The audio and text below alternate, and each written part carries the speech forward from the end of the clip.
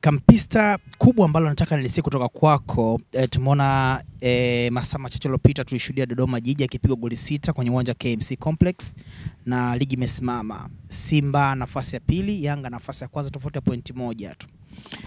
Kwa mbio hizi za farasi wawili wa Kariakoo, unaiona tutakwenda na vita hii mpaka mwisho kabisa wa msimu, ama unahisi kuna mahala kutokana na mazingira alivyo inawezekana wakubwa wawili mmoja wapo akapoteza nafasi ya kukimbizana na ubingwa? Hili ni la kwanza. Nipe tathmini yako kwa namna unavyotazama Simba na Yanga tu na hapa tulipo kwenye mbio za ubingwa. Umekuwa ni msimu bora sana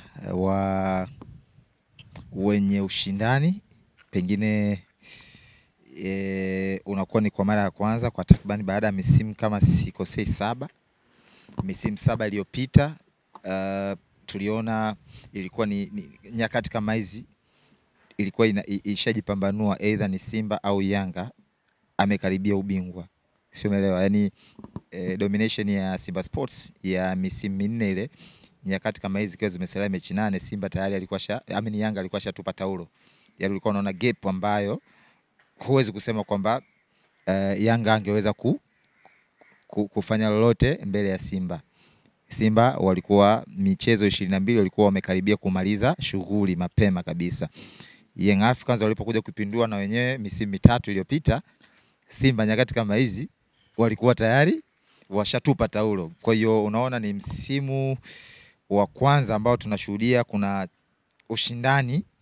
Mpaka sasa hivi haijulikani kati ya Simba na Yanga ni upi atakuwa ni champion, japokuwa unaona Yanga wakiwa on top kwa tofauti ya alama 1, na pengine hii inachagizwa labda na dabi ya Kariakoo kuotambawa, kwa sababu mimi binafsi nilikuwa naamini baada ya mchezo wa dabi ya Kariakoo ningeshamtambua bingwa ni upi. Yani timu ambayo ingeshinda kwenye dabi ndio ambayo mimi nilikuwa naipa nafasi ya kuwa champion. Lakini mpaka sasa hivi tofauti ni alama 1. I think ni kwa mara ya kwanza baada ya misimu 7 iliyopita tunaona ushindani ambao kiukweli unavutia. Unatamani ligi sisimame, unajua. So nafikiri haya ni matunda ya uwekezaji kwenye hizi timu mbili ambazo tumeona zimekuwa zikishindana kila msimu. Kila timu inasajili ili iweze kucompete kwenye levels za juu kabisa. Kwa hiyo mimi naweza kusema mpaka hivi sasa hatuoni, mimi binafsi nafikiri bingwa atapatikana baada ya dabi ya Kariakoo. Na kuna siku niliwahi kuzungumza kwamba Azam ndiye atakayeamua bingwa awe ni nani msimu huu. Kwa nini? Azam ndio timu pekee ambayo ina uwezo wa kuzuia Simba na Yanga. Ndio club pekee ambazo zina uwezo huo ndani ya uwanja. Unaona wameshatupa game dhidi ya Simba. Simba akadondosha alama pale. Tayari alikuwa anatupa ishara tukiwa tunasubiria kwa upande wa Yanga Azam atafanya nini. Kwa sababu nilikuwa naamini kuzuiliwa kwa Simba pale mechi inayofuata dabi ingeenda kuamua sasa. Alafu baada ya hapo watu wanakwenda kusubiria Yanga na Azam. Kwa hiyo to me naiona bado Azam itakwenda kutuamulia bingwa msimu wa ligi kuu. Haimaanishi kwamba wao watakuwa ni mabingwa, bali ndio wenye uwezo wa kwenda kumzuia mmoja wapo ambaye akiteleza tu basi mmoja anakuja anapita afa anaenda kuchukua ubingwa. Kwa naamini kama sio dabi yenyewe basi ni Azam ndio anaweza kutenganisha haya majabali wawili. Kachukua alama 1 duru la pili kwa Simba, kachukua alama 3 kwa Yanga duru la kwanza. Inaonyesha tayari ana material ya kuweza kuwazuia kwenye pitch. Ni nini ambacho wewe unakiona kama mwandishi wa michezo, mchambuzi na mwana mitandao mashuhuri kwenye eneo la michezo? Hivi msimu ni Yanga kafanya makosa kadhaa mwenyewe, ama ni Simba kainua game yake sana? Ndio maana tunaona alama ni 1 tu. Timu ile maintain misimu 3 mfululizo. Tulikuwa tunaamini msimu huu labda walikuwa wangeenda kwenye njia nzuri. Alama 1 tu na timu ambayo ilikuwa nafasi ya 3 kwenye msimu uliopita nazungumza Simba. Ni Yanga wamefanya makosa ama ni Simba wameinua game yao? Anacheka. Okay, swali zuri, very trick. Lakini jambo kubwa kabisa ni kwamba tuwapongeze Simba. Simba ndo wakupongezwa kwa sababu Yanga amepoteza mechi 2. Amepoteza mechi 2 dhidi ya Azam, dhidi ya Tabora. Na sare sio. Ukipiga hesabu Yanga yuko mbali sana na matokeo mazuri. yupo kwenye trendi nzuri. Yani makosa ni kwamba amepoteza mechi hizi 2 dhidi ya Azam, ambayo timu yoyote inaweza kupoteza dhidi ya Azam. Surprise ilikuwa ni kwa Tabora United. Ndio maana baada ya matokeo yale Yanga wakujiuliza wakamfukuza kocha. Lakini timu hawa Giants kupoteza dhidi ya Azam, kupoteza dhidi ya Simba, dhidi ya Yanga sio story kubwa. Ni timu ambazo, timu kama Azam ni timu kubwa, ni wao tu wenyewe wanajichetua, wanashindwa kwenda kucompete kwenye uchampioni. Lakini Simba, Yanga kufungwa na Azam, wala watu hawawezi kuandamana kiasi hicho, hapana. Kwa hiyo kwa Yanga kupoteza kwa Azam it's not a big story. Story ilikuwa ni kwa Tabora United. Kwa hiyo na kupoteza mechi moja dhidi ya timu nyingine za madaraja ya kati sio story kubwa sana, kwa sababu ni wakati mwingine huwa inatokea timu zinakamia. Yanga ashapoteza dhidi ya HF akaenda kuchukua ubingwa, kapoteza msimu ule dhidi ya HF akachukua ubingwa. Kwa hiyo unaona Yanga huwezi kusema kwamba ameshuka, amekosea. Kitu kikubwa ni kwa Simba amenyanyua game yake. Simba wamefanya vizuri sana. Kama asingekuwa vizuri, tafsiri yake Yanga sasa hivi angekuwa ametamalaki na anazungumza ubingwa wakasherehekee wapi. Lakini kwa sababu Simba wamefanya vizuri sana msimu huu, ndio maana unaona kuna ushindani ambao tunaushuhudia. So kudos kwa Simba ambao usajili wao umelipa kwa asilimia kubwa. Kocha mzuri anafanya vizuri sana. Kwa Young Africans I think wao wamekutana na changamoto, hawakuanza vizuri sana msimu huu, lakini wamekutana na changamoto nyingine ya mabadiliko kwenye benchi la ufundi. Kocha watatu hivi sasa sio jambo la kawaida. Kwa hiyo hata kuwepo hapo unapaswa kuwapongeza, kwa sababu anakuja kocha huyu anatoka, anaingia huyu anatoka, ku-maintain pale sio jambo jepesi.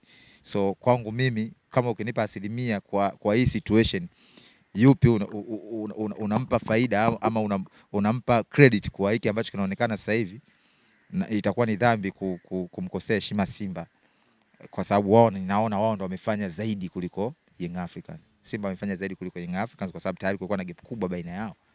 Yanga wamesajili wachezaji wazuri top katika nchi hii, wameshacheza kwenye ligi hii, wakina Duke Abuya, Kratos Chama, Prince Dube, sio Jean Baleke, umeona. Kwa expectations zetu zilikuwa kuona kwamba wanakuja kushikilia pale. Kwa hiyo ukitazama Yanga wameshinda kwenye Champions League, wametoka hatua ya makundi.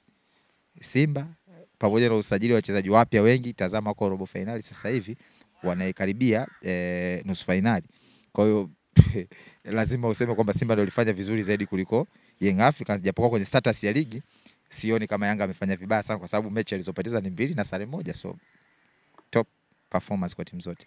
Pitch ni maeneo gani ambayo Simba wamekuwa bora kwa wewe? Ni wakati wanajitengeneza kwenye nafasi yao ya kupigania ubingwa, ama kuna maeneo tunasema Simba wana ubora eneo fulani lile ni imara zaidi kuliko maeneo mengi ya uwanjani, au ni timu nzima on pitch wamekuwa na ubora wa class A?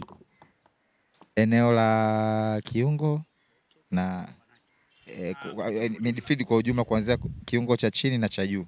Ndio maana leo kiungo cha juu unamuona Charles Ahoua ndio mfungaji bora mpaka hivi sasa.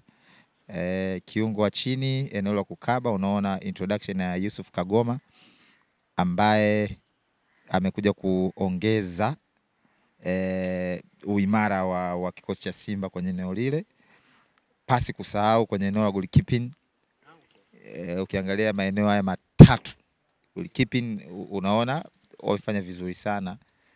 Pimpin Kamara amekuja kumchallenge Jigi Diarra ambaye alikuwa ni mtawala kwenye eneo la goalkeeping kwa misimu 2 mfululizo. Licha kwamba alikuja yule goalkeeper wa Matampi, lakini to me bado class ilikuwa ni Diarra tu. Yeye mwenyewe kuna mechi alidelea, alipumzika, nafikiri alikuwa na hesabu zake, lakini unaona Kamara amekuja kuongeza uimara wa Simba kwenye eneo la goalkeeping ambao lilikuwa lina changamoto. Kiungo the same, cha ukabaji na ushambuliaji. Kwenye eneo la striking kwangu mimi Simba bado sawa, hizo namba tunaziona, sijui ana magoli 9 mwingine 8, lakini kwa uwiano. Na ndio maana hata wewe mwenyewe fanya tathmini, si Yanga wala si Simba, si Azam, wale washambuliaji wenye asilia kabisa hawafanyi vizuri. Hakuna anayefanya vizuri. Azam Sila ni kiungo pembeni. Ndo goli 7. Fei nambari 10. Kwa Yanga Mzizi anatokea pembeni. Unaona? Pacome anatokea pembeni. Kija Stefano Zizi anatokea chini. Kija Simba Auani kiungo namba 10. Maana unaweza kuona kwamba na wale namba 9 tuliowazoea kina Mayele, kina Kagere hawafanyi vizuri. Hawafanyi vizuri. Nafasi nyingi zinatengenezwa lakini uoni wakiwa ni clinical. Maybe pia ni mifumo ya kiuchezaji siku hizi inabadilika unaona. Ndio maana top scorer msimu uliopita alikuwa Stefan. Fanya vizuri sana wakiwa wanashindana na Fei. Wote nafasi za viungo. So sometimes inawezekana mifumo ya uchezaji lakini pia quality yao wachezaji wanaocheza kwenye eneo la juu sio kivile, kwa sababu mwisho wa siku ingekuwa ni mifumo, mbona nafasi zinatengenezwa wao wenyewe ndio wanakosa. Prince Dube anakosa nafasi nyingi sana, nyingi mno. The same kwa Lionel Ateba mno. Kwa hiyo unaona kwa Simba wameimarisha sana kwenye maeneo hayo ambayo hata kwa Yanga ndio yana function vizuri zaidi kuliko wale washambuliaji wa mwisho. Dube anacheza ni mchezaji ambaye anacheza kwenye system ambayo inawafanya wengine wacheze vizuri na kufunga, lakini as a finisher humuoni kwenye eneo hilo. Ana goli 10 lakini angekuwa anapaswa kuwa na goli 18, sasa hivi 17. Sio? The same kwa Ateba, angekuwa ni clinical, leo tungekuwa tunazungumza story nyingine. Ndio maana unaona wanaibuka kina Chaz wanafanya vizuri. Kwa hiyo kwa Simba eneo ambalo amefanya vizuri sana kwenye eneo la kiungo general pamoja na goalkeeping. Defense nadhani imekuwa ni ile kwa sababu unajua ukiwa na kiungo bora hata eneo la ulinzi huwa lifikiwi mara kwa mara unajua. So that's all.